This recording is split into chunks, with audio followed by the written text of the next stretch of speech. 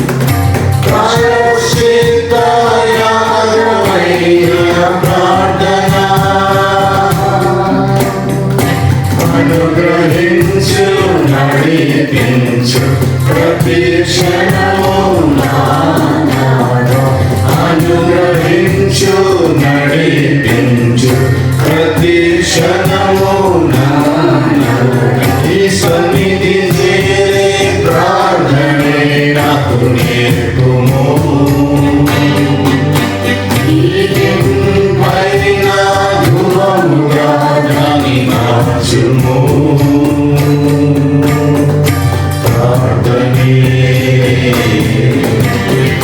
విజయము సహవాసమే విలువైనది ప్రార్థనే విజయము సహవాసమే విలువైనది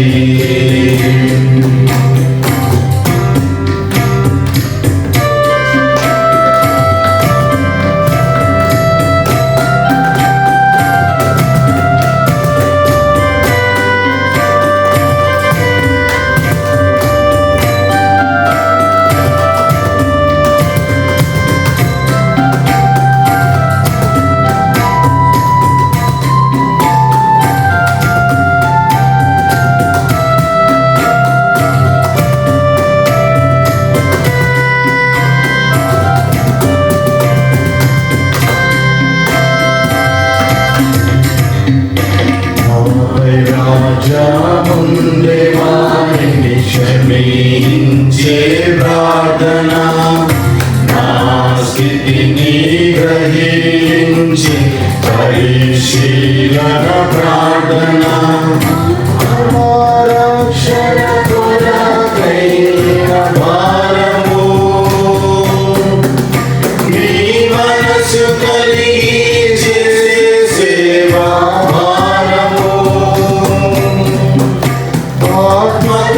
రక్షణ కొరకైన భారము నీ మనసు కలిగి చేసే సేవా భారము అనుగ్రహించు నడిపించు ప్రతి క్షణము నానాదం అనుగ్రహించు నడిపించు ప్రతి క్షణము సన్నిధి చేరే ప్రార్థనే నాకు నేర్పుము నీకింపైన ధూపముగా దాన్ని మార్చుము ప్రార్థనే విజయము సహవాసమే విలువైనది ప్రార్థనే విజయము సహవాసమే విలువైనది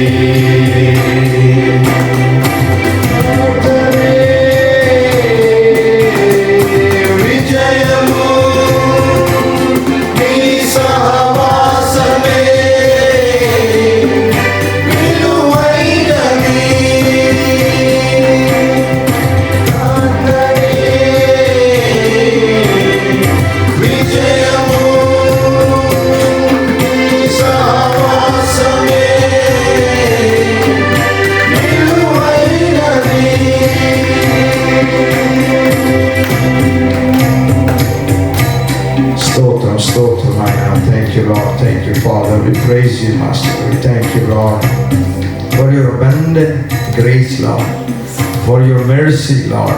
We thank you, Lord. Thank you, Jesus. Lord, you are the Master God. Lord, you are the Creator God, Lord. The omnipotent, Lord. You are our sufficient God, Lord. You are the one who gave us our salvation, Lord. We praise you, Master, for all that you have done in our lives, Lord. We praise you. We thank you, Master. అల్పులమైన యోగ్యులము ఎందుకు పనికిరాని వారం తండ్రి మన మీ సన్నిధిలో నిలబడడానికి కూడా ధన్యత లేని యోగ్యమైన మమ్మల్ని ప్రభా మీ అత్యధికమైన కృప చేత మనైనా మేము పొందుకోవాల్సిన వాటిని పొందుకోకుండా తండ్రి మీ మెర్సీని చూపించినటువంటి దేవుడు అవునైనా మేము ఏమాత్రము ఎలిజిబుల్ కానటువంటి వాటిని మాకు ఇచ్చి కృప చూపేటువంటి మనైనా గ్రేస్ ఇచ్చేటువంటి దేవుడు మీకు స్తోత్రం. మీకు అమూల్యమైనటువంటి కృప దయను బట్టి మేము స్తుతిస్తున్నాం. నాయన ప్రార్థించడానికి కూడా రానటువంటి వారు తండ్రి నీ సన్నిధి చేరేటువంటి ప్రార్థనను ఆత్మ చేత సత్యం చేత భయభక్తుల చేత చేసేటువంటి ప్రార్థనను మాకు నేర్పించండి ఆయన. సహాయం దయచేయండి తండ్రి. ఆత్మల రక్షణ కొరకైనటువంటి భారమును మాలో దయచేయండి ప్రభా. మా సొంత రక్షణను కొనసాగిస్తూనే మరి తండ్రి అనేకులైనటువంటి వారి ఆత్మల రక్షణ కొరకు ప్రభా మీ ఎదుట ఎల్లప్పుడూ మనైనా ప్రార్థించే వారంగా మరి తండ్రి వ్యాజ్యం ఆడే వారంగా ఉండడానికి సహాయం దయచేయమని గోజాడుతుంటున్నాను. మమ్మల్ని ఎందరిని ఈ విధంగా చేసిన విధానం బట్టి స్తోత్రం నాయన. మరి మీ కాపుదలలో భద్రతలో మీ రెక్కల నీడలో మమ్మల్ని ఉంచి మనైనా ఈ యొక్క ఉదయకాల సమయంలో ప్రభు అనేకులకు లేనటువంటి మాని గొప్ప భాగ్యం మాకు ఇచ్చిన మీకు స్తోత్రం తండ్రి. మనం స్తుతిస్తుంటున్నాం, మహిమపరుస్తున్నాం, ఘనపరుస్తుంటున్నాం. మీ యొక్క ఆత్మ సంచారం మా మధ్య ఉంచండి. అవునైనా ఎక్కడ 2-3 మీ నామమున చేరి ఉంటారు అక్కడ మీరు ఉంటారని సెలవిచ్చినారు తండ్రి. మా మధ్యలో ఈ సమయంలో మీరు మాతో ఉన్నారని నమ్ముచున్నాం తండ్రి. మీకు స్తోత్రం ఆయన. మీ యొక్క ఆత్మ సంచారం మా మధ్య ఉంచి ప్రభా మీ యొక్క అన్యోన్య సహవాసాన్ని ప్రభా మేము ఫీల్ అవ్వడానికి ప్రభా మా ఆత్మల ద్వారా ప్రభా మరి మీతో కనెక్ట్ అవ్వగలిగిన కృపను దయచేయండి ప్రభా. ఇంతవరకు మా ఆయన ఆరాధనలో కృప చూపినారు. మీకు స్తోత్రం ఆయన. నాకు ఆరాధన ప్రభా మీ యొక్క సన్నిధికి చేరిందని నమ్ముచుంటున్నాను తండ్రి. మమ్మల్ని మీరే పవిత్రపరచండి, పరిశుద్ధపరచండి ప్రభా. మరి మాలో అయోగ్యమైన వాటిని ప్రభా మరి తండ్రి మీకు అయిష్టమైన వాటిని ప్రభా మీరు అసహించుకునే వాటిని మా నుంచి దూరపరచండి, పవిత్రపరచండి. అవునాయన మీరు పిలువబడిన యాజక సమూహం, రాజులైన యాజక సమూహం అని మీరు సెలవిచ్చినారు తండ్రి. మీ యొక్క పిలుపుకు తగినటువంటి జీవితాలు మాలో మేము కలిగి ఉండడానికి మీ యొక్క ఆత్మశక్తి ద్వారా ప్రభా మీ ఆత్మ నింపుదల ద్వారా అనుదినము ప్రభా మా తండ్రి మీతో మనైనా సహవాసం కలిగి మీతో కనెక్ట్ అయ్యింది ప్రభా. మీకు వేరుగా మేము ఏం చేయలేము కనుక తండ్రి ఎల్లప్పుడూ మీతో మన అంటి పెట్టుకొని ఉండి వేరుపారి మనైనా స్థిరపడి బలపడి మీలో ఆత్మ ఫలమును మెండుగా ఫలించే బిడ్డ ఉండడానికి సహాయం దయచేయండి. ఆయన ముందున సమయాన్ని మీ సన్నిధికి అప్పగించుచున్నాం తండ్రి. వాక్యాన్ని బోధిస్తున్నగా నీ దైవ సేవకుని ప్రభా మీకు ఆత్మశక్తితో నింపండి ప్రభా. మీ యొక్క మాటలు మేము వినడానికి ప్రభా మరి తండ్రి మీ సన్నిధి నుంచి బయలువెడలేటువంటి వాక్యములు మేము వినడానికి మమ్మల్ని సిద్ధపరచండి. మా యొక్క హృదయాలను ప్రభా మేము ప్రిపేర్ చేసుకునేటట్లుగా సహాయం దయచేయండి. మంచి నేల వలె ప్రభా మా యొక్క హృదయం ఉండినట్లుగా మీరు దీవించండి. ప్రతి మాట విత్తబడిన ప్రతి విత్తనము ప్రభా వాక్యం అనే విత్తనం మాలో ఫలించటం 30 60 100 ఫలించేటువంటి సారవంతమైనటువంటి మనస్సుని హృదయాన్ని మాకు కలిగజేసి ప్రభా వినగల చెవులని గ్రహించగలిగిన మనస్సుని ప్రభా విన్నదాన్ని విడిచిపెట్టి కొట్టుకొని పోకుండా నిమిత్తం ప్రభా వాటిని అనుసరించి నడుచుకునేటువంటి జీవితాలను మాకు దయచేయమని ముందున సమయాన్ని సన్నిధి అప్పగిస్తూ అందరికి ఆశీర్వాదకరంగా దీవెనకరంగా మీకు నామని మహిమకరంగా మార్చి వాళ్ళు బలపరిచి దీవించమని మా ప్రభువుని యేసుక్రీస్తునామమున బట్టి అతి వినయంతో ప్రార్థన వేడుకుంటున్నాం తండ్రి. ఆమేన్.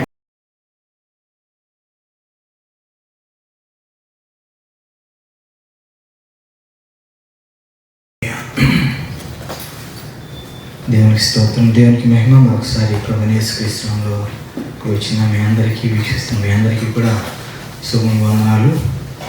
దేవుడు మరొక చక్కటి సుదినాన్ని మనకు ప్రసాదించి ఆయన దివ్యమైనటువంటి సన్నిధిలో మనందరం చేరి ఆయన నామాన్ని మహిమపరిచే గొప్ప కృపను దయచేసినటువంటి దేవాది దేవునికి మహిమ కలుగునుగాక. హల్లెలూయా. మరి ఎన్నో సంఘటనలు లోకంలో జరుగుతున్నాయి, మన చుట్టుపక్కల జరుగుతున్నాయి. ఎన్నో ప్రతికూల పరిస్థితుల్లో సైతం దేవుడు మన దేవుడు నమ్మదగినటువంటి దేవుడు. ఆమె కనీసం ఒక్కరన్నా నమ్ముతున్నాడు. మన దేవుడు నమ్మదగినటువంటి దేవుడు. సో నమ్మదగిన మానవ సైతం నమ్ముచు అద్భుతంగా నడిపించేటటువంటి మన దేవుణ్ణి ఎప్పుడు కూడా తక్కువగా అంటే అన్బిలీఫ్తో మనం ఉండాల్సినటువంటి అవసరం లేదు. ఆమె సో మనం ఈరోజు మరి లెజెండ్స్ అనేటటువంటి సిరీస్ బిబ్లికల్ లెజెండ్స్ని గురించి మనం ధ్యానం చేస్తున్నాం. ఈరోజు మనం ముగించుకోబోతున్నాం. సో ఎంతో అద్భుతమైనటువంటి పాఠం దేవుడు ఇందులో నుంచి మనకు నేర్పించాలని దేవుడు ఆశిస్తున్నాడు.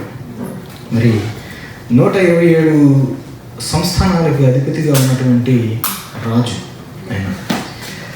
ఆ రాజు తను పరిపాలిస్తున్నటువంటి 3వ సంవత్సరంలో, ఏమని ఆరంభించిన 3వ సంవత్సరంలో ఆ దేశం యొక్క ఔన్నత్యతను, ఆ దేశం యొక్క గొప్పతనాన్ని చాటడం కోసం అని చెప్పి తను ఏం చేశాడంటే, తన 127 ప్రావిన్సెస్లో ఉన్నటువంటి ఆ సంస్థానంలో ఉన్నటువంటి అధిపతులను కానీ, మరి గవర్న్ చేసేవారిని కానీ, మరి అధికారులను అందరినీ ఇన్వైట్ చేసి విందు ఏర్పాటు చేసినట్లుగా అక్కడ చూస్తాం.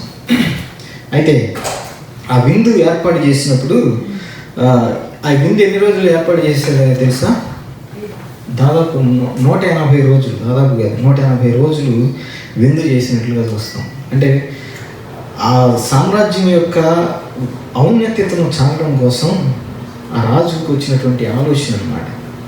చూడండి, ఇంత గొప్ప రాజు తన భార్యను అదుపులో పెట్టుకొని, అంటే అదుపులో అనే మాట కొంచెం వక్రీకరించబడుతుందేమో కానీ తన మాట విననటువంటి పరిస్థితుల్లోకి అతను ఉన్నటువంటి పరిస్థితిని మనం ఇక్కడ చూస్తాం ఇందులో.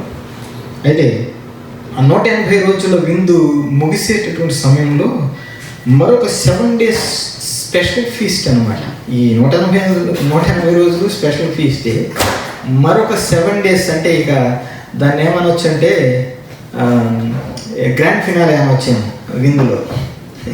ఆ 7 రోజులు విందుని ప్రత్యేకంగా ఏర్పాటు చేసి, మరి అందరూ వచ్చిన వారు అతిథులందరికీ కూడా బంగారు పళ్ళెల్లో, బంగారు గ్లాసుల్లో, తినేవారికి బంగారు పళ్ళెల్లో, తాగేవారికి బంగారు గ్లాసుల్లో పోసేవారట.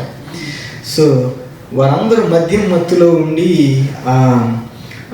ఉన్నటువంటి సందర్భంలో రాజుకు వచ్చినటువంటి మరొక విచిత్రమైన ఆలోచన ఏంటంటే, ఇంత గొప్ప సామ్రాజ్యానికి మహారాజు అయినటువంటి ఈయన యొక్క సతీమణి మహారాణి ఉండే, ఆ మహారాణి యొక్క సౌందర్యాన్ని వచ్చినటువంటి వాళ్ళందరూ కూడా తెలుసుకోవాలనే ఉద్దేశంతో ఆమె ఇన్వైట్ చేసి ఈ తాగుబోతుల మధ్యలోకి మరి ఆమె యొక్క సౌందర్యాన్ని చూపించాలని చెప్పి నిర్ణయించుకుని మరి తన యొక్క పనివారిని పంపించినప్పుడు ఆమె అందుకు అంగీకరించాలి.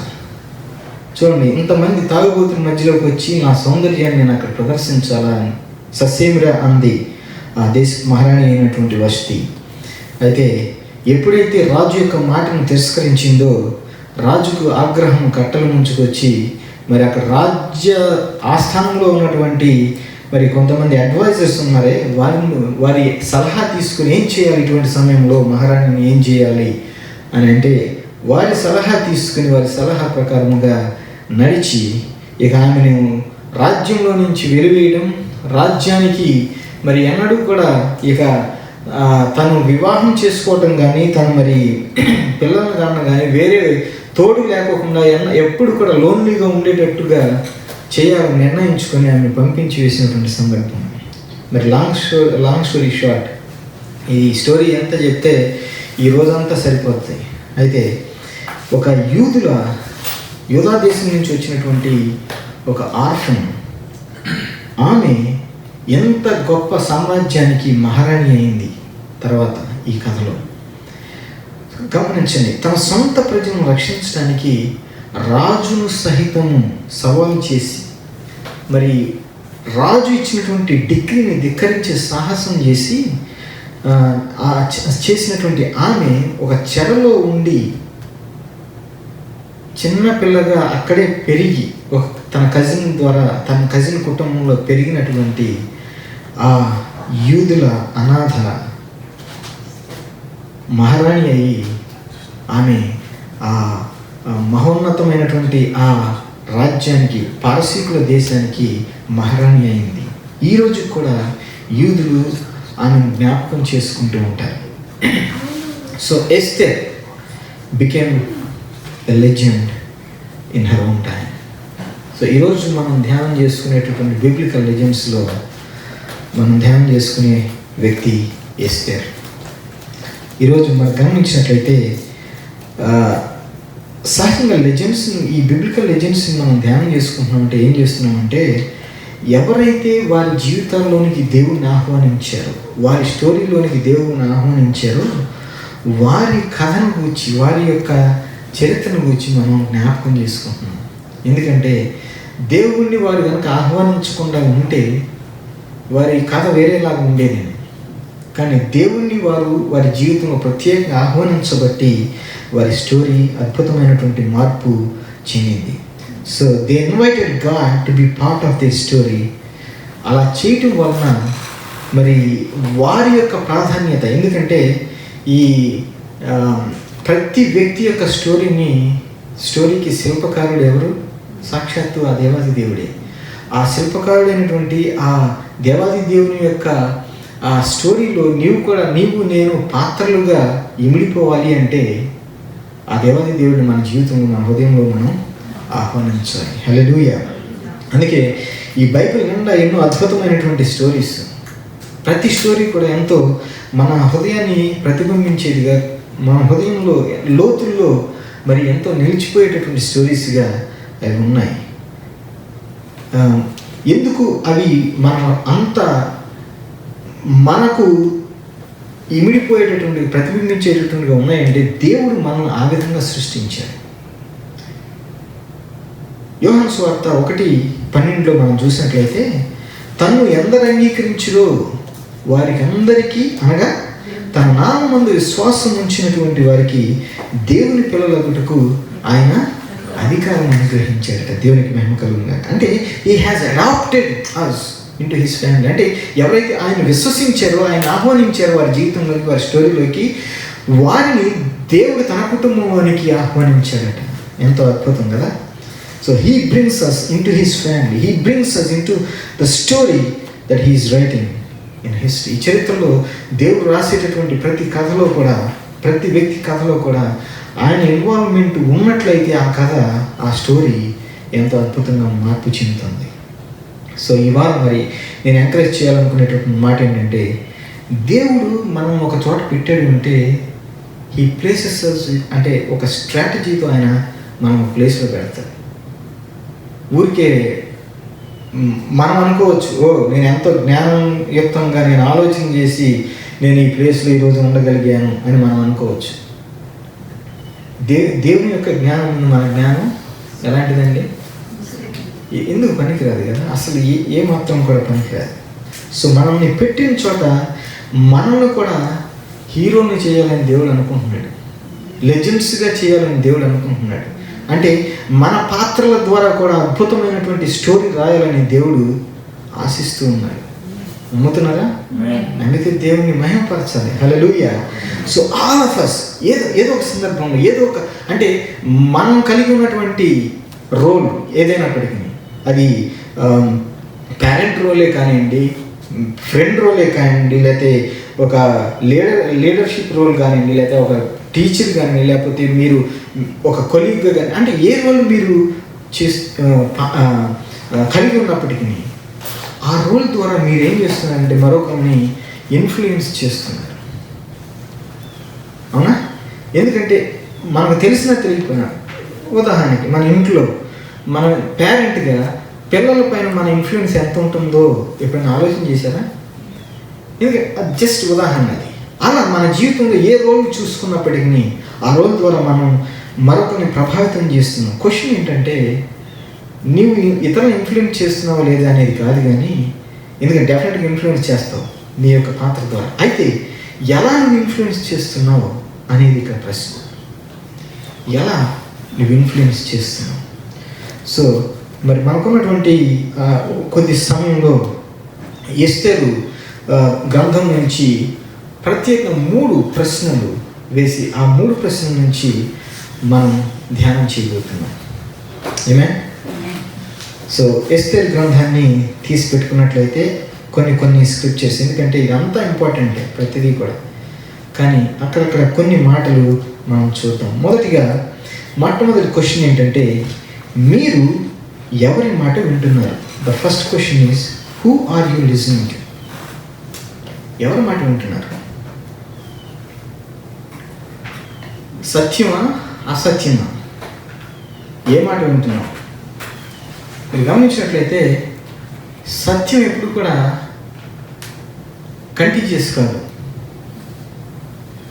అసత్యం చాలా కంటీజియస్, చాలా తొందరగా వ్యాపించిపోతుంది అసత్యం.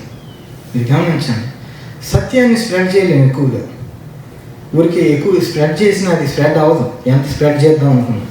కానీ అసత్యాన్ని ఒకసారి అట్లా వదలండి, విపరీతంగా స్ప్రెడ్ అయిపోయి దాని గురించి చెవల పొలవలుగా మాట్లాడుకోవడం, విపరీతంగా ప్రతి ఒక్కరు దాని గురించి ఆలోచన చేయడం, డిస్కస్ చేయడం చూస్తూ ఉంటాం. Who are you listening to?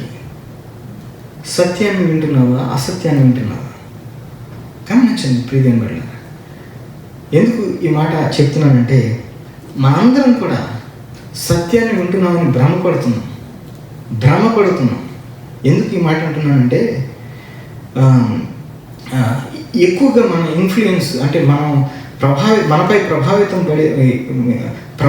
ఉన్నది ఏంటంటే అసత్యమే. ఇప్పుడు దేవుని వాక్యంలో ఎన్నో వాగ్దానాలు ఉన్నాయి.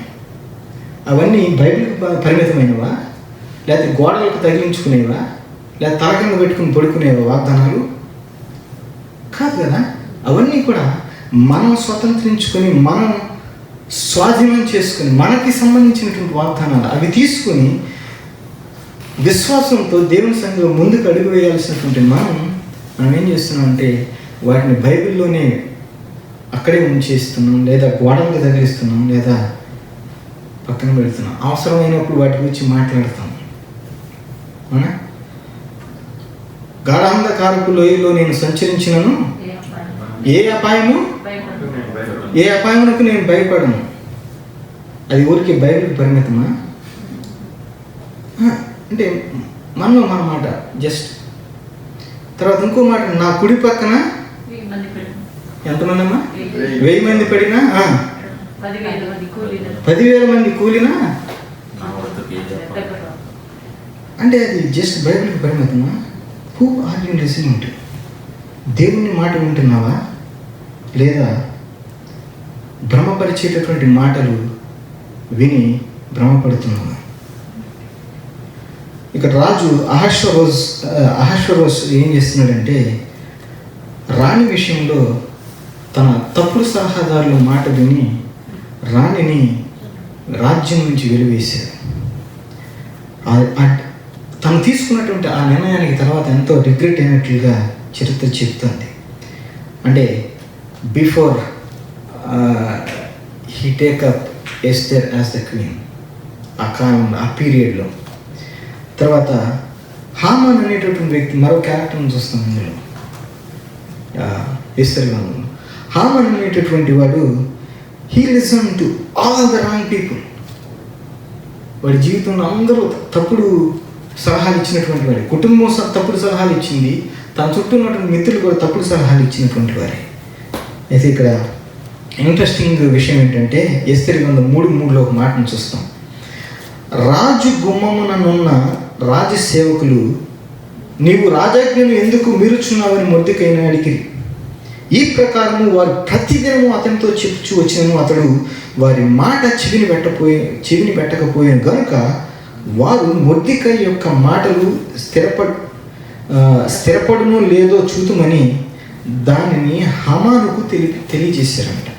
చూడండి, హమాన్ didn't even realize that Mordecai was not bowing down to him. హమాన్ విన్నదంతా ఏంటంటే, వాళ్ళు చెప్పేటటువంటి మాటలు విని ఆక్రోశంతో, అంటే తను స్టిరప్ చేసుకుని యారగెంట్గా ముందుకు వెళ్ళాడు. ఆ తర్వాత వచనంలో మనం 5వ వచనంలో చూస్తే చాలా ఆగ్రహంతో ఊగిపోయినట్లుగా చూస్తాం. అంటే he let's servants of the court dictate his heart. గమనించండి, అతడు తన కుటుంబం, తన స్నేహితుల వద్దకు వెళ్ళినప్పుడు వారు అతని ఆహారాన్ని మరింతగా రెచ్చగొట్టేటట్లుగా, అతన్ని అంటే ఒక మంచి వ్యక్తిగా మార్చి ప్రోత్సహించేటటువంటి దానికి బదులుగా వాళ్ళు ఏం చేస్తున్నారంటే పగా ప్రతీకారం తీర్చుకోవడానికి ప్రోత్సహించినట్లుగా మనం చూస్తాం. తర్వాత మాటల్లో మీరు గమనించినట్లయితే ఈ క్యారెక్టర్స్ని ఒకసారి ఎస్తేర్తో కంపేర్ చేద్దాం. Who does she listen to?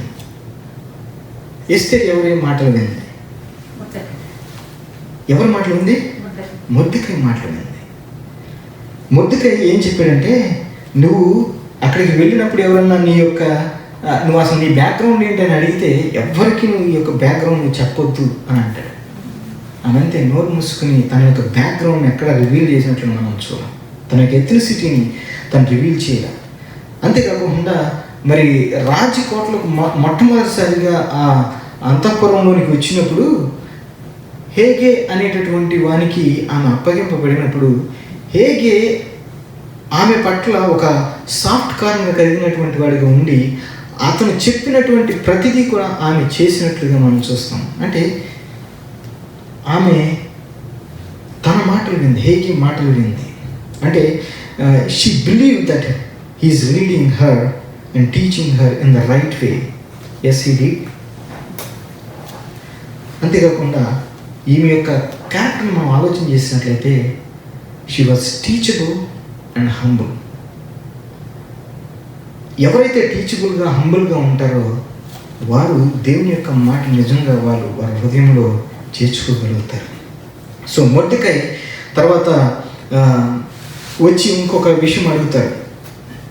ఏంటంటే తన జీవితాన్ని రిస్క్లో పెట్టేటటువంటి విషయం అది. రాజు దగ్గరికి వెళ్ళమంటాడు. రాజు దగ్గరికి అప్పట్లో ఉన్నటువంటి విధానాలు చూస్తే ఎప్పుడు పెడేటప్పుడు ఎవరు పెడేటప్పుడు వారు అంటే మహారాణియే కదా వెళ్ళొచ్చు కదా అనుకోవచ్చేమో. లేదు, మహారాణికి కూడా అవకాశం లేదు రాజు సన్నిధిలోకి వెళ్ళాలంటే.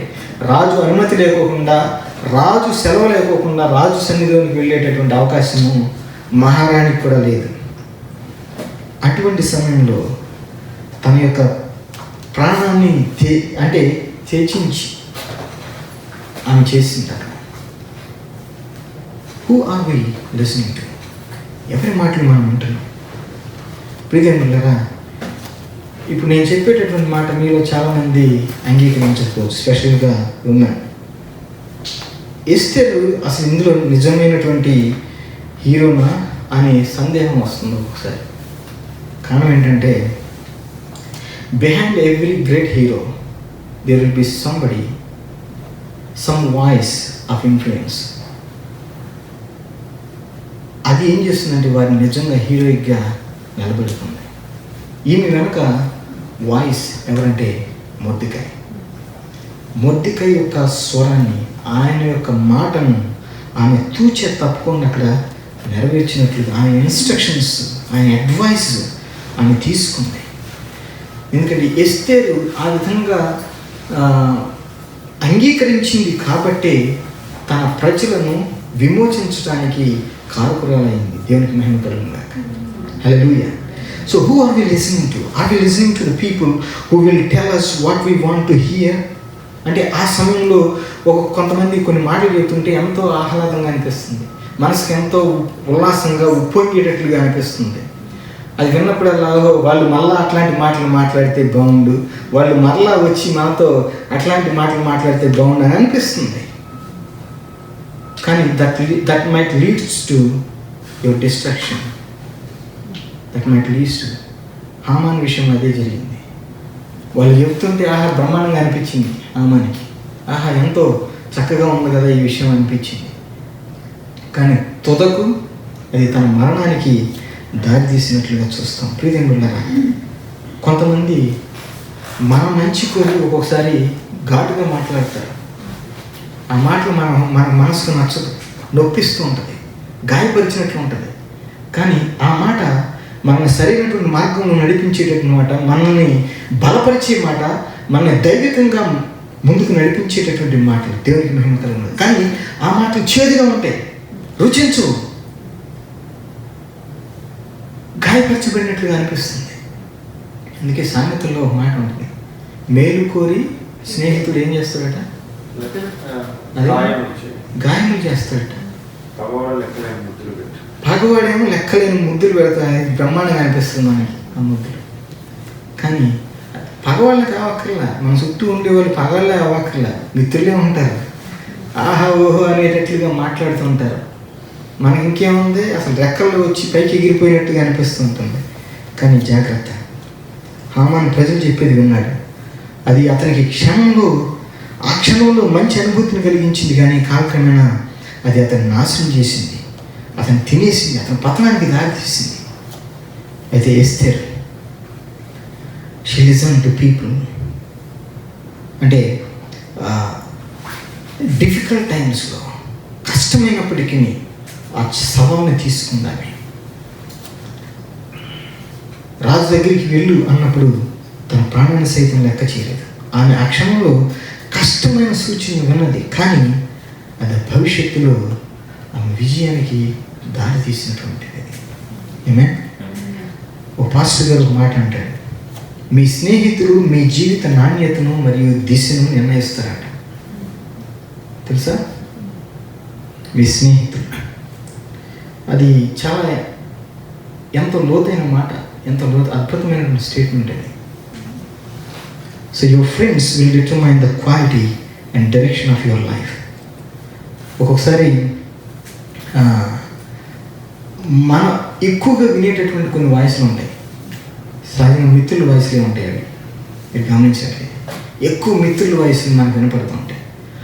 ఆ మిత్రుల వాయిస్ కనుక దేవుని వాయిస్కి ఇన్ఫ్లుయెన్స్ అయినటువంటి వాయిస్లు కాకపోతే వారిని ఎంత దూరంగా పెట్టాలో అంత దూరంగా పెట్టాలి. I making sense?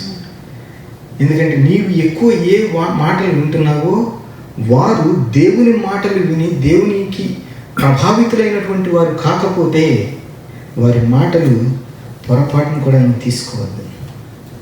So when we think about other legends, మనం గమనించినట్లయితే దావీదుని జ్ఞాపకం చేసుకుంటే, దావీదు దగ్గరికి వచ్చి, దావీదు ఎవరన్నప్పుడు నాతాను దావీదు దగ్గరికి వచ్చినప్పుడు, దావీదు ఎవరు?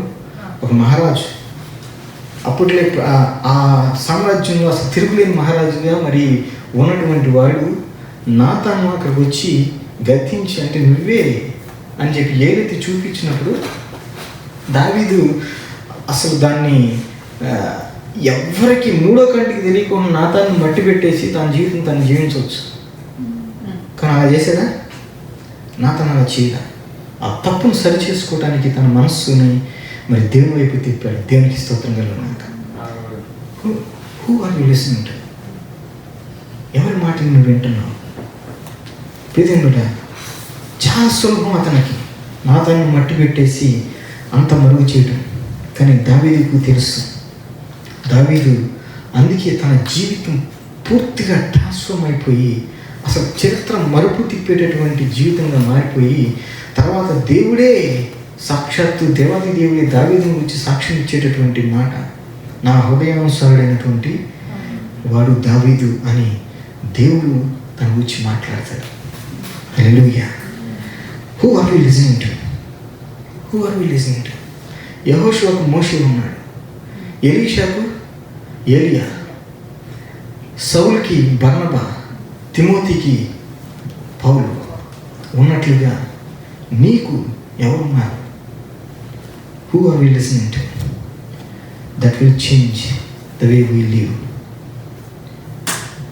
I'm so thankful for people in my life. నా జీవితాన్ని ప్రత్యేకంగా ప్రభావితం చేసినటువంటి వారిని బట్ నేను ఎంతో కృతజ్ఞున్నాను. నా చిన్న వయసు నుంచి మరి నా పేరెంట్స్ని చూస్తూ నేను పెరిగాను. They didn't teach me verbally, but they taught me by, అంటే క్రియారూపకంగా వారి యొక్క నడతలు కానీ, వారి యొక్క ప్రవర్తన, వారి యొక్క బిహేవియర్ కానీ, వారి ప్రేమ కానీ, అవి నన్ను ఎంతగానో ప్రభావితం చేశాయి. నన్ను ప్రభావితం చేసినటువంటి మరి ఎంతోమంది, లిస్ట్ చెప్పాలంటే ఎంతోమంది. So who are we listening to? We need people in our lives who loves us enough to tell us, అంటే నువ్వు చేసేది తప్ప అని చెప్పి ధైర్యంగా చెప్పగలిగేటటువంటి వారు మన జీవితంలో ఉండాలి. అంతేగాని నువ్వు వేసే ప్రతి అడుగుకి మడుగు నొత్తేటటువంటి, లేకపోతే ప్రతి దానికి ఆహా ఓహో అనేటటువంటి వారిని బట్టి నువ్వు ఉప్పొంగవద్దు. ఎప్పుడు కూడా అటువంటి వారి దగ్గర చేర్చనీయకు. So who are we listening to? We need friends in our lives who have the ability to confront what's wrong and have the ability to confront what's right and needs to be drawn out of us even more. So if we don't have those relationships, I just want to encourage everyone, అటువంటి రిలేషన్షిప్స్ని కలిగి ఉండేటటువంటి అవకాశం దేవుడు మనకి ఇస్తూ ఉన్నాడు.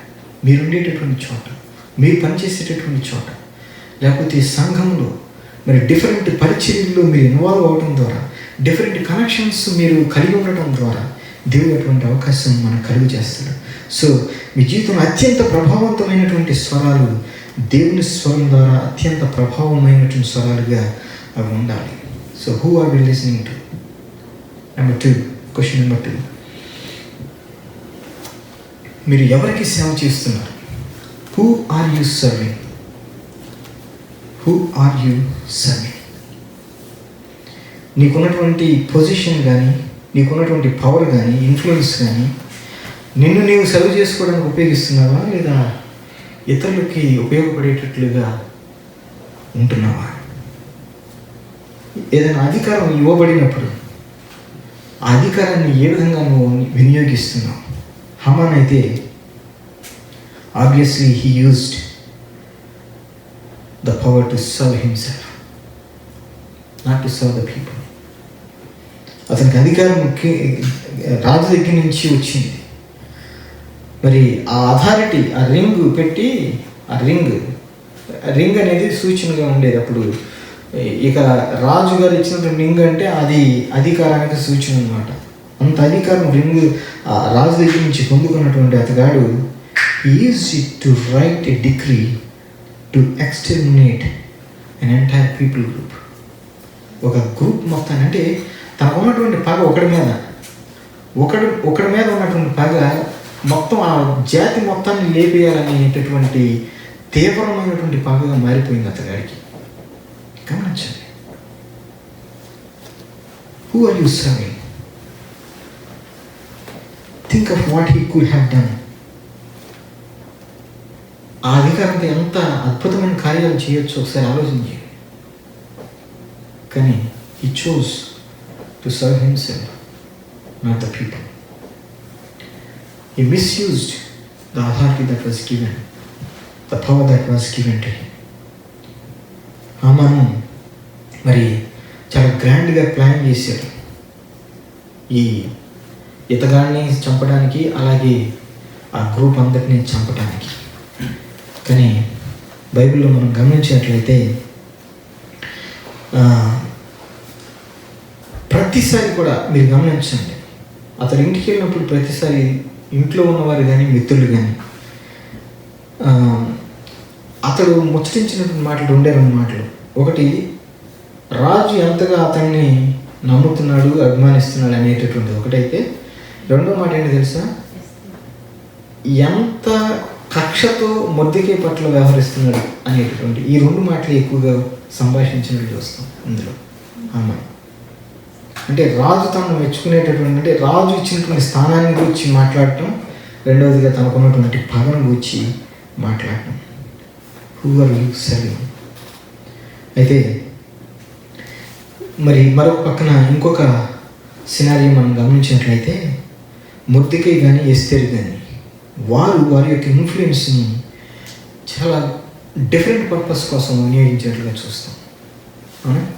Mordecai కూడా అనామకుడేం కాదు, అతడు కూడా రాజస్థానంలో పనిచేస్తున్నటువంటి వాడే. అవునా? అయితే ఇతనంతటి స్థాయిలో ఉన్నటువంటి వాడు కాదు, ఏదో కింద స్థాయిలో పనిచేస్తున్నటువంటి వాడు అప్పట్లో రాజస్థానంలో. అయితే అతని ఇన్ఫ్లుయెన్స్ కానీ, ఇప్పుడు ఎస్తేరు మహారాణిగా ఉన్నటువంటి ఆమె ఇన్ఫ్లుయెన్స్తో కానీ వారు వినియోగించిన విధానం చాలా టోటలీ డిఫరెంట్ ఇది compare to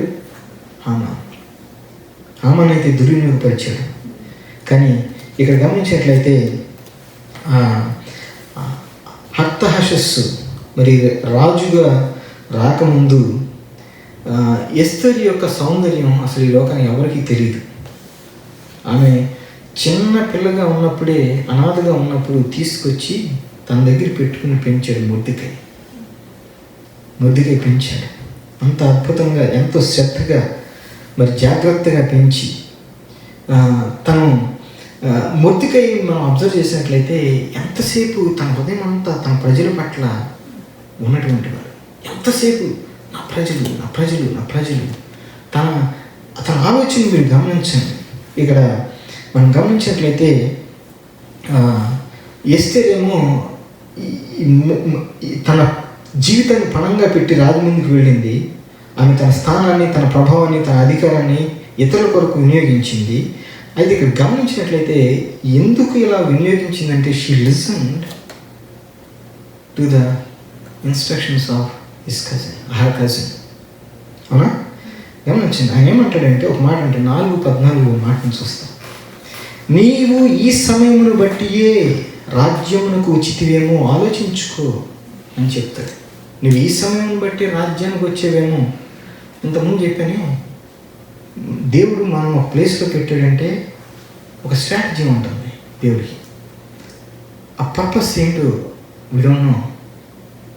but if we are not obedient, if we don't act, if you don't invite God into our lives, into our equation, మన స్టోరీని మరి లేకపోతే దేవుడు ఆ ప్రాంతంలో నీ ద్వారా రాయాలనుకుంటున్న స్టోరీ డిఫరెంట్గా రాస్తాడు. So where has God placed you? Think about different responsibilities that you have. కుటుంబంలో ఉన్నటువంటి బాధ్యతలు కానీ, వర్క్లో ఉన్నటువంటి బాధ్యతలు కానీ, సంఘంలో ఉన్నటువంటి బాధ్యతలు కానీ, కమ్యూనిటీలో ఉన్నటువంటి బాధ్యతలు కానీ, డిఫరెంట్ హ్యాట్స్. మీరు ఆలోచన చేయండి, ఎక్కడ ఉన్నావు నువ్వు? ఏ ప్లేస్లో ఉన్నా నువ్వు మరొకరిని ప్రభావితం చేసేదానివి. Think about the hat you wear and the influence you have. How are you using it to serve other people? Are you just using to serve yourself or to serve others? గమనించినట్లయితే ప్రభువైన యేసుక్రీస్తు ఒక మాదిరి చూపిస్తాడు, the best example అన్నమాట. నాకు బాగా నచ్చినటువంటి ఒక మాట ఫిలిప్పీయులకు రాసిన పత్రిక 2:4 మనం చూస్తాం. మీలో ప్రతివాడును తన సొంత కార్యములు మాత్రమే గాక ఇతరుల కార్యములను కూడా చూడగలను. క్రీస్తు యేసును కలిగిన ఈ మనస్సు మీరును కలిగి ఉండి, ఆయన దేవుని స్వరూపము కలిగిన వాడై ఉండి దేవునితో సమానంగా ఉండటం విడిచిపెట్టుకోని భాగ్యమని ఎంచుకోలేదు, కానీ మనుషుల పోలికగా పుట్టి దాసుని స్వరూపం ధరించుకుని తను తానే రిక్తునిగా చేసుకుని మరియు ఆయన ఆకారమందు మనుషుడిగా కనబడి మరణం పొందినంతగా, అనగా శిలువ మరణం పొందినంతగా విధేయత చూపిన వాడై తను తాను తగ్గించుకున్నాను.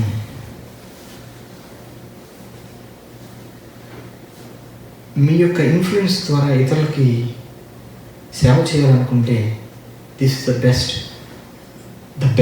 బెస్ట్ ఎగ్జాంపుల్ అన్నమాట. ఎందుకంటే ప్రభువు తను తాను వ్యక్తులుగా చేసుకుని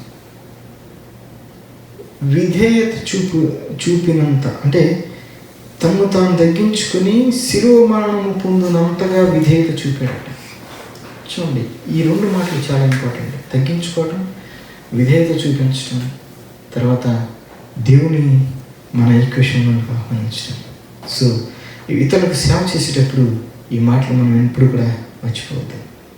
who are you listening to? Who are you serving? Finally, who is in control of your life? మీ జీవితాన్ని ఎవరు కంట్రోల్ చేస్తున్నారు? ఎవరు స్వాధీనపరుచుకున్నారు? Who is in control of your life? Esther చాలా బ్యూటిఫుల్ పిక్చర్ ఇస్తుంది ఇక్కడ. ఎందుకంటే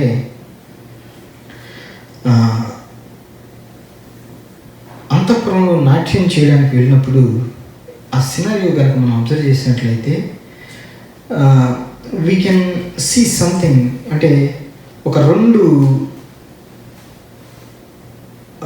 థియలాజికల్ టర్మ్స్ నేను ఉపయోగిస్తాను ఇక్కడ. అదేంటంటే దేవుని యొక్క సార్వభౌమాధిపత్యానికిను మనిషికి ఉన్నటువంటి ఫ్రీ విల్కి ఉన్నటువంటి అద్భుతమైనటువంటి ఘట్టం ఇది. గమనించండి, ఆమె అలా చేయాల్సిన అవసరం లేదు, but she chose to be part in that. దేవుని యొక్క సార్వభౌమాధిపత్యం గురించి మనం మాట్లాడుకోవాల్సి వస్తే అది ఎంతో అద్భుతమైనది. మరి కొద్దిసేపు చెప్తాను. ఇక్కడ గమనించండి. సో ఇక్కడ what happens is when we try to grab them out of this story and put them in to systematic theology. ఇక్కడ 2 మాటలు మనం చూస్తాం. ప్రావిడెన్స్, గాడ్స్ ప్రావిడెన్స్ అనేటువంటి మాట విన్నారా? ప్రావిడెన్స్ ఆఫ్ గాడ్ అంటే ప్రొవిడెన్స్ ఆఫ్ గాడ్ అంటే ఏంటంటే దేవుడు తన ఉద్దేశాన్ని నెరవేర్చడానికి తను సృష్టించిన ఈ లోకంలోనే ఆయన పనిచేస్తారు. That's the providence of God. ఏమే అయితే దేవుడి యొక్క సార్వభౌమాధిపత్యం గురించి నేను చెప్తాను కదా. గాడ్ సావరెంటీ అంటే థియలాజికల్గా మాట్లాడుకోవాల్సి వస్తే ఏంటంటే దేవుడు తన అంతిమ ప్రయోజనాన్ని నెరవేర్చడానికి, వాటిని నిర్వహించడానికి తుదకు మనం చేసే ఎంపికలు, చాయిసెస్ ఉంటాయి, అవి కూడా దేవుడు వాటిని కూడా వినియోగించుకుని పనిచేస్తాడు. అంటే గమనించండి, నువ్వు సరైనటువంటి నిర్ణయం తీసుకుంటే సరే, నువ్వు ఆయన అనుకున్నటువంటి స్టోరీలో నువ్వు ఉంటావు. నువ్వు కనుక దేవుడు అనుకున్నటువంటి నిర్ణయం నువ్వు తీసుకోలేదనుకోండి, ఆయన చేయాలనుకున్నది ఆ సమయంలో చేస్తాడు, కానీ నువ్వు ఆ స్టోరీలో భాగం కావు. ఏమైనా మేకింగ్ సెన్స్? ఇది కొంచెం థియలాజికల్గా మాట. సో అంటే దేవుని యొక్క సార్వభౌమాధిపత్యం గురించి చాలామంది మాట్లాడుతూ ఉంటారు. మనం ఏం చేయక ఆయన చూసుకుంటాడు మొత్తం.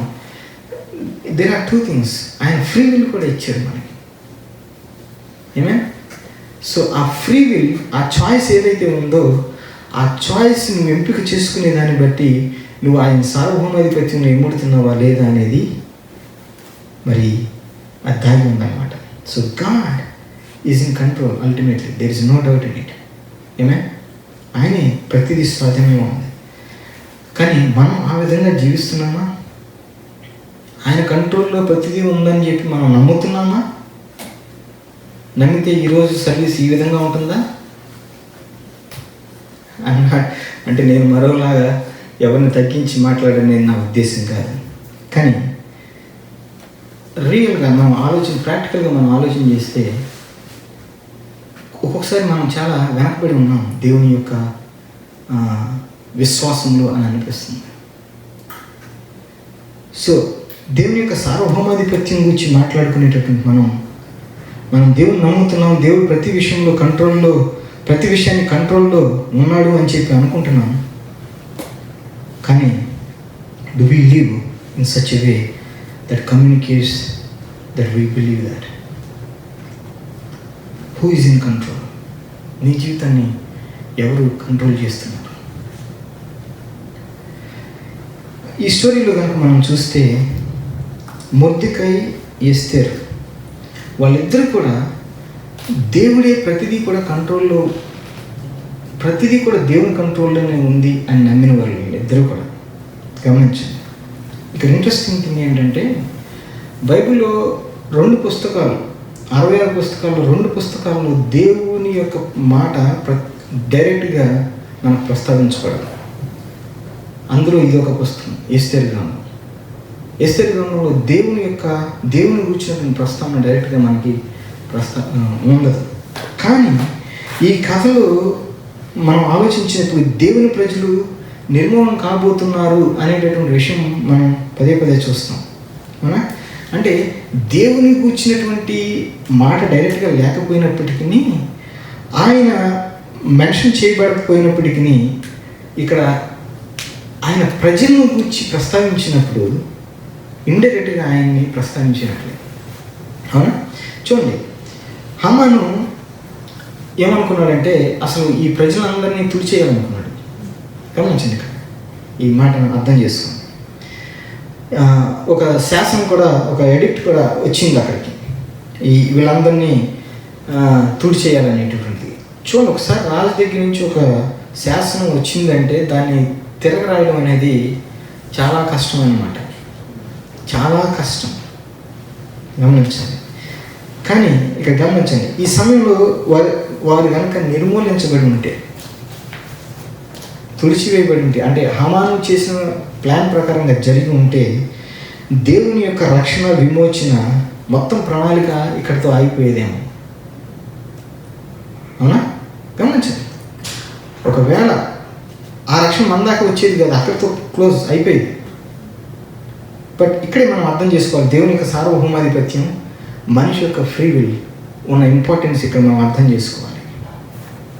So without the Jewish people Messiah రావడం అనేది అది లేఖనముల ప్రకారంగా సాధ్యం కాదు. అవునా? సో చరిత్రలో ఎప్పుడైనా దేవుడు తాను చాలా స్పష్టంగా నిర్వివాదాత్మకంగా బయలుపరుచుకోవాల్సిన అవసరం ఉన్నట్లయితే అది ఇక్కడ ఉంది అసలు.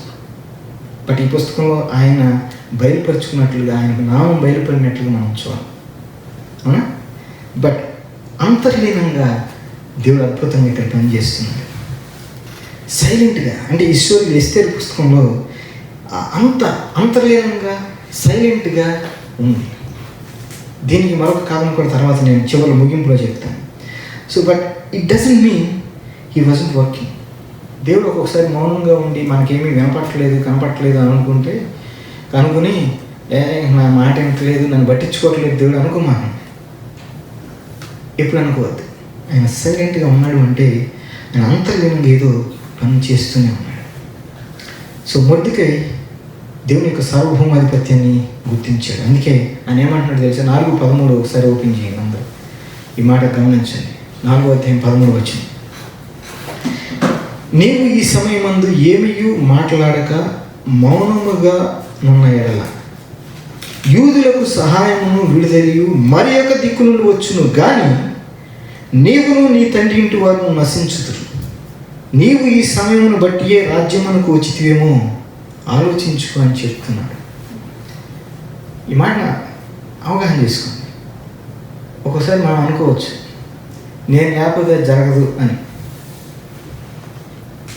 గమనించండి, దేవుని పని ఎప్పుడు కూడా ఒకరు లేకపోతే జరగదు అనేటటువంటి సమస్య లేదు. చరిత్రలో మనం ఆదిమ సంఘం నుంచి ఇప్పటి వరకు మనం గమనిస్తూ వచ్చినట్లయితే ఎవరిపైన ఆధారపడినట్లు కాదు. ఆ సమయంలో ఎవరుంటే వారిని వాడుకుని దేవుడు అద్భుతంగా ఈ రోజు వరకు కూడా ఇట్లా నడిపించుకుంటూ వచ్చారు. దేవునికి మేము కలుగుతారు. ఒకటేంటంటే ఆయన నమ్మాలి, ఆయన్ని స్వీకరించాలి, ఆయనకి విధేయులుగా ఉన్నటువంటి వారిని, పచ్చి విధేయులుగా ఉన్నటువంటి వారిని అద్భుతంగా వాడుకునేటటువంటి దేవుడు. సో మొర్దెకై ఎస్తేరుతో అంటున్నాడు, దేవుడు ఇంకా ప్రతిదీ కూడా ఆయన స్వాధీనంలో ఉంచుకున్నాడు. దేవుడు తప్పకుండా మనం విమోచిస్తాడు అని నమ్ముతున్నాడు. అయితే నువ్వు ఎంపిక చేసుకునేటటువంటి విధానం చూసావా? నీ పార్టిసిపేషన్, నువ్వు ఉన్నావా అందులో, ఆ స్టోరీలో లేదా అనేది నువ్వు చూసుకోవాలి. ఎస్తేరు, నువ్వు కనుక ఈ మాట వినలేదనుకో, దేవుడి కార్యం ఏదో ఒక రకంగా జరుగుతుంది, కానీ నువ్వు ఈ స్టోరీలో ఉండవు, ఈ పుస్తకం ఉండేది కాదు, అవునా? కానీ దేవుని యొక్క కార్యం మాత్రం ఆగేది కాదు. ప్రియమిత్రులారా, it is really the matter of obedience. Are we obedient to God and his word? ఇక్కడ ఎస్తేరు మనం గమనించినట్లయితే ఆ దేవుని యొక్క సార్వభౌమాధిపత్యాన్ని ఆమె ఎంబ్రేస్ చేసుకుంది. అందుకే ప్రజలందరికీ ఒక విన్నపం పంపిస్తుంది. నేను మరి 3 రోజుల్లో రాజుని ఎదుర్కోబోతున్నాను. దేశంలో ఉన్నటువంటి ప్రతి యూదులు కూడా నా గురించి ఉపవసించి ప్రార్థించండి, ఎందుకంటే ఇది నా ఒక్కదాని వల్ల అయ్యేది కాదు. ఎందుకంటే రాజు ఏ నిర్ణయమైనా తీసుకోవచ్చు, ఎందుకంటే రాజు ఆజ్ఞ లేకుండా నేను వెళ్ళబోతున్నాను కాబట్టి మీరు ప్రార్థించండి, ఉపవసించి ప్రార్థించండి అని చెప్పి అడుగుతూ ఉంది. ప్రియమిత్రులారా, ఆమె ఒకే మాట అంటుంది, నేను నశించేదను, నేను చచ్చిపోతానా, దట్స్ ఫైన్. అందులో ఆ మాట అన్నప్పుడు ఇందులో ఆమె పాత్ర హీరోగా నటించడానికి, లేదా అంటే ఆ లెజెండ్గా ఉండడానికి, లేదా ఏదైనా గొప్ప పని చేయడానికి ఆ మాట అన్నది కాదు. అది విధేయతతో ఉండడానికి సంబంధించిన మాటగా మనం ఇక్కడ గుర్తించాలి. She embraces the sovereignty of God.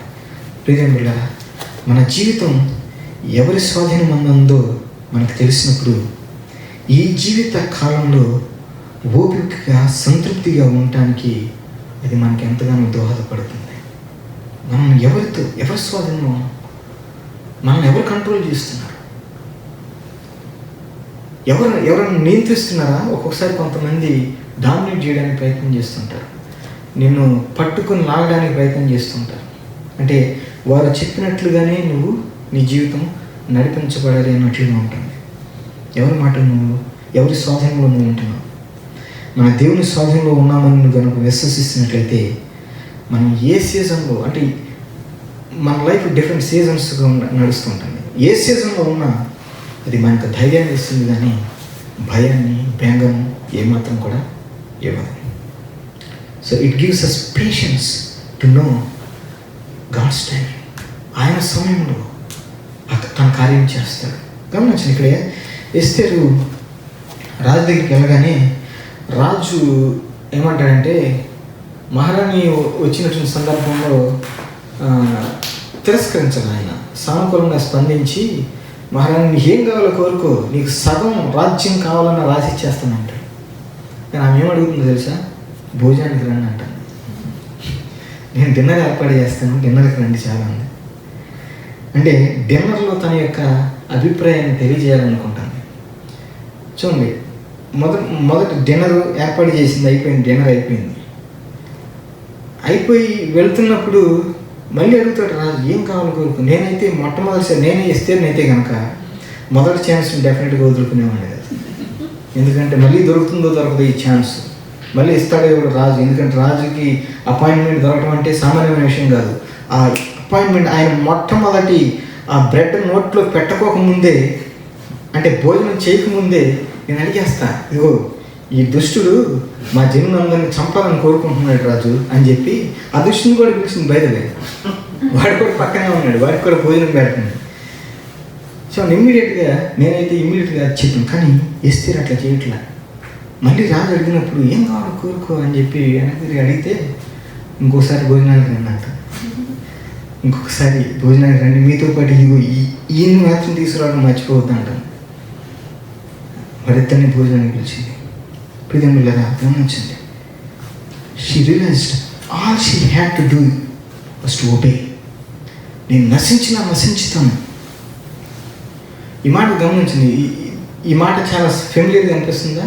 ఈ మధ్య కాలంలో మనం వన్ ఆఫ్ ద బిబ్లికల్ లెజెండ్స్ని ధ్యానం చేస్తున్నప్పుడు మరి షడ్రక్ మేషక్ అబేద్నెగోలు వాళ్ళు ఏమంటారు? ఈ అగ్నిగుండంలో పడవేసినప్పుడు దేవుడు మమ్మల్ని రక్షించడానికి సామర్థ్యం కలిగినటువంటి వాడు. రాజా, ఒకవేళ మా దేవుడు కనుక రక్షింపకపోయినా మేము దీనికి మాత్రం మొక్కేదే లే అన్నారు. అవునా? అంటే మేము నశించినా పర్లేదు, కానీ ఇది మాత్రం చేసే పనే లేదు. దావీదు ఎవడండి వీడు? సున్నత లేని ఫిలిస్తీయులు వచ్చి జీవం గల దేవుని సైన్యాన్ని ఎదిరిస్తాడా అని చెప్పి అక్కడ అందరూ గడగడ వణుకుతుంటే దావీదు మాత్రం ఆ మాట అనగలుగుతున్నాడు. ఎందుకు అనగలుగుతున్నారంటే దే జస్ట్ ఒబే గాడ్. దేవుని యొక్క అచంచలమైన నమ్మకం, విశ్వాసం వారికి ఉంది. అందుకే మరి దేవుని యొక్క సార్వభౌమాధిపత్యం పైన ఆ నమ్మకం ఉండబట్టి మరి రాజు దుష్టుడైనప్పటికీ, ఇతడు అభిషేకింపబడినప్పటికీ రాజుకు విధేయుడిగా ఉన్నాడు దావీదు. కారణం ఏంటంటే he was waiting for the right time. ఎందుకంటే దేవుడికి తెలుసు, దేవుడే నన్ను అభిషేకించాడు, in his time he makes things to happen అని చెప్పి నన్ను విశ్వసించి అతని టైం కోసం ఎదురు చూస్తున్నాడు. కానీ దేవుడు నన్ను ఆల్రెడీ అభిషేకించాడని వెళ్ళట్లా. ఆ రెస్పెక్ట్, ఆ స్థానానికి ఇవ్వాల్సినటువంటి రెస్పెక్ట్ దావీదు ఇచ్చినట్లుగా చూస్తాం. గిదియోను విషయంలో కూడా అంతే. మరి 32,000 మంది అంటే చాలా ఎక్కువ అబ్బాయి, తీసేయంటే అన్నాడు. చివరికి ఎంతకు తీసుకొచ్చాడు? 300 మంది. గిదియోనికి అసలు పీడకాలు వచ్చి ఉంటాయి ఆ రాత్రి అంతా. ఏంద్ర బాబు 32,000 మంది ఎక్కడ, 300 మంది నేనేం చేసేది అని చెప్పి. అంటే విజేత అయ్యాడు గిదియోను కూడా. నేను 32,000 మందితో చేయగలిగేది దేవుడు 300 మందితో చేయగలడు అని నమ్మాడు. ఏమే? అందుకే ఆ విధేయత ముందు చూశారు. That made them legends. ప్రియమిత్రులారా, who is controlling your life? Who are we listening to? Who are we serving? ఎవరు నిన్ను నియంత్రిస్తున్నారు, స్వాధీనపరుచుకుంటున్నారు? ఈ పుస్తకం కనుక మనం గమనించినట్లయితే ఆరంభం ఎట్లా ఆరంభించబడిందో ముగింపు కూడా అట్లాగే ఆరంభించబడింది. అంటే ఆరంభం ఫీస్ట్తో ఆరంభించబడ్డాన్ని చూస్తున్నాం అక్కడ, ముగింపు కూడా ఫీస్ట్తో ముగించబడుతుంది. అంటే పర్షియన్ సామ్రాజ్యం యొక్క సంపద, ఆధిపత్యం, ఆ ఔన్నత్యతను సెలబ్రేట్ చేసుకోవడానికి రాజు ఏర్పాటు చేసిన ఒక విందు అయితే, ఇక్కడ దేవుని యొక్క ఆధిపత్యం, ఆయన కీర్తి, ఆయన సార్వభౌమ ముగిస్తుంది. సో అందరం కూడా let us go back to the cross. ఆ శిలువ దగ్గరికి వెళ్దాం. ఎందుకంటే ఆ శిలువ దగ్గరే మనకు దేవుని యొక్క కృప అమితంగా, అపరిమితంగా మనకు లభిస్తుంది. సో అక్కడే దేవుడు మన యొక్క చరిత్రను, మన యొక్క స్టోరీని అద్భుతంగా మలుపు తిప్పేటటువంటి ప్రదేశం అది శిలువ యొక్క ఫుట్. ప్రదేం వెళ్ళారు. ఎస్తేరు, మొర్దెకై వీళ్ళు కదా యాక్చువల్గా అసోసియేషన్ లెజెండ్స్ ఇందులో. అవునా? దావీదు లెజెండ్ కాదు, సమూయేలు లెజెండ్ కాదు, గిద్యోను లేకపోతే నెహెమియా వీళ్ళు కాదు లెజెండ్స్. అసోసియేషన్ లెజెండ్ ఎవరంటే దేవుడే. దేవుడే. Let us invite God in our lives to play, to write the story. ఎందుకంటే ఆయన రాసేటటువంటి కథల్లో మనం కూడా పాత్రలుగా ఉండాలి అంటే we have to invite God in our lives. మన జీవితాల్లోనికి, మనం ఏ ప్లేస్లో ఉన్నామో ఆ ప్లేస్లోనికి, మనం ఏ పొజిషన్లో ఉన్నామో ఆ పొజిషన్లోనికి, మనం ఏం చేయాలనుకుంటున్నామో ఆ ప్లేస్లోకి దేవుని ఇన్వైట్ చేసినప్పుడు హీ విల్, అంటే ఒక చరిత్ర సృష్టించేటటువంటి అద్భుతమైనటువంటి కథ నీకోసం నా కోసం దేవుడు రాయడానికి సిద్ధంగా ఉన్నాడు. All we have to do is be obedient. మరి ఈ రోజుల్లో మనం లెజెండ్స్గా ఉండాలి అంటే 2000 సంవత్సరాల క్రితం ప్రభుని యేసుక్రీస్తు ఏ విధంగా ఈ లోకానికి వచ్చి నీ కోసం నా కోసం సిలువలో మరణించాడు, అదే రీతిగా అంటే మరణించి సమాధి చేయబడి సైలెంట్, అంటే ఇక హిడెన్గా వెళ్ళిపోయాడు. ఇంతకుముందు చెప్తాను నేనే, ఎస్తేర్లో హిడెన్గా సైలెంట్ అయిపోయాడు. దేవుడు అక్కడ ఏం మాట్లాడట్లేదు, దేవుని యొక్క డైరెక్ట్ ఇది లేదు, మాట లేదు అని. ఇక్కడ కూడా ఈ 3 రోజులు దేవుని యొక్క ప్రస్థానం లేదు, అంటే ఇక సైలెంట్ అయిపోయాడు, అండర్గ్రౌండ్లోకి వెళ్ళిపోయాడు. ఇక అయిపోయింది. సంబరాలు జరుగుతున్నాయి. యాక్చువల్గా సాతాను సంబరాలు చేసుకునేటటువంటి దినాలు అవి. అప్పుడు ఆ రోజుల్లో ఆ టైంలో ఆ సైలెంట్ పీరియడ్ అయిన తర్వాత దేవుడు అద్భుతంగా తిరిగి పునరుత్థానంలో లేచి మరి చరిత్ర, మరి స్టోరీని తిరగరాశాడు. దేవునికి మహిమ కలుగుగాక.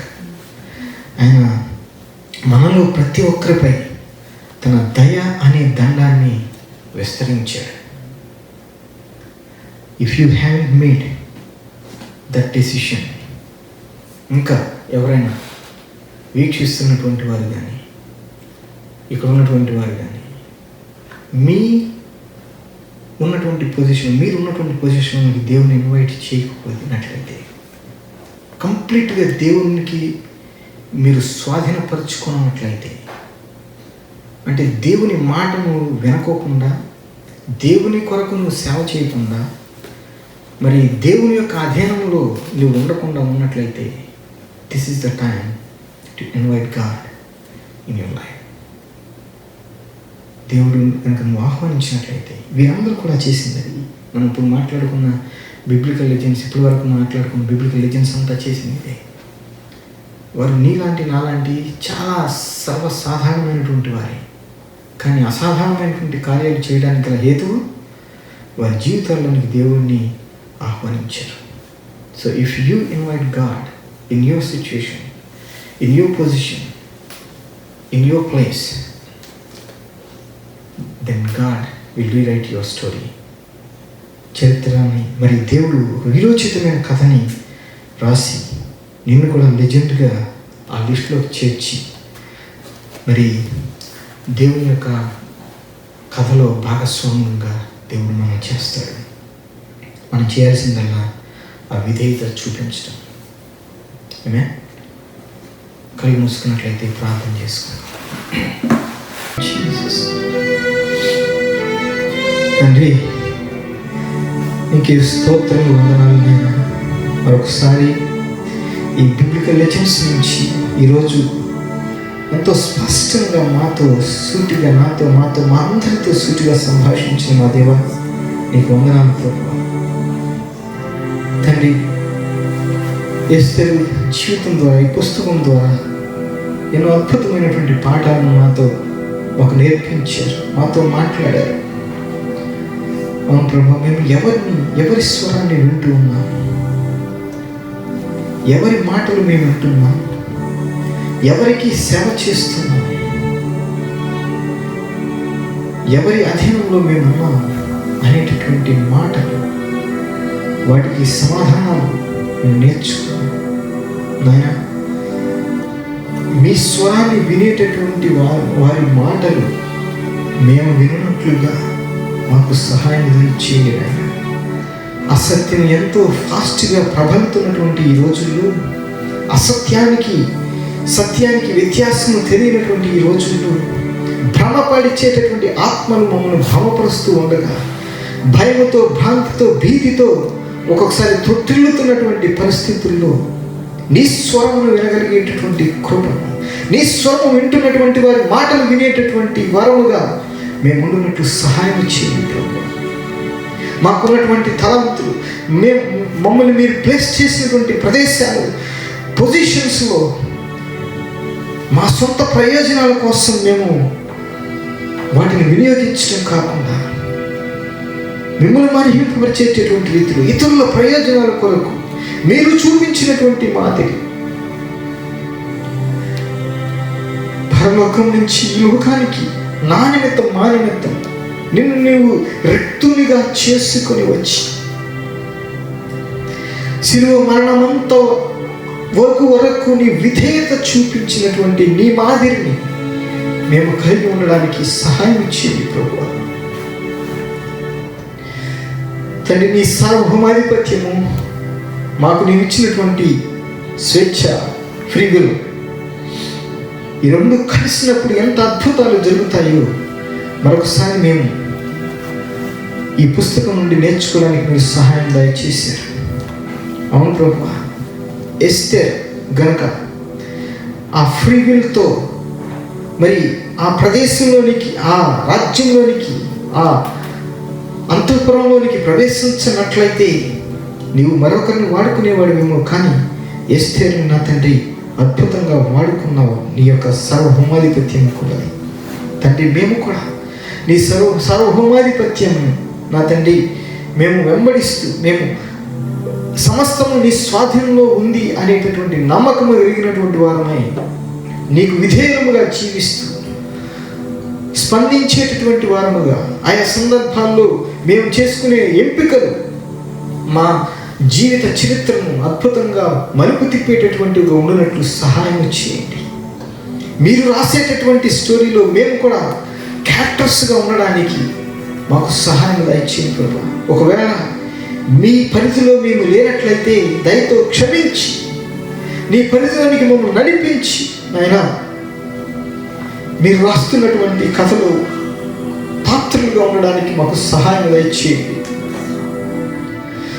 సూత్రధారిని నీవు అయినప్పటికీ మా వంతు పాత్రధారులుగా మేము ఉండడానికి మీరు సహాయం చేయమని సందులో వేడుకుంటూ ఉన్నాం. నీ నామానికి మహిమకరంగా కూర్చిన ప్రతి బిడ్డను, వీక్షిస్తున్న ప్రతి బిడ్డను జ్ఞాపకం చేసుకోండి, దీనికి ఆశీర్వదించండి. నీకు మరింత సామీప్యతలోనికి ఎదుగుతూ ప్రతి ఒక్కరిని నువ్వు ఏ విధంగా నా తండ్రి సాధారణమైనటువంటి వారిని అసాధారణంగా నువ్వు వాడుకోవాలనుకుంటున్నావో అదే రీతిలో ఇక్కడ ఉన్నటువంటి ప్రతి బిడ్డ వాడబడినట్లుగా మీరు సహాయం చేయమని వేడుకుంటూ ఉన్నాను. కేవలం మీరు ఆశించే విధేయత మేము కలిగి ఉండడానికి సహాయం చేయండి ప్రభువా. నీ నామానికి మహిమకరంగా కూర్చున్న ప్రతి బిడ్డని దీవించి ఆశీర్వదించి యేసు అతి శ్రేష్ఠ ప్రార్థించి వేడుకుంటున్నాను తండ్రి. ఆమేన్.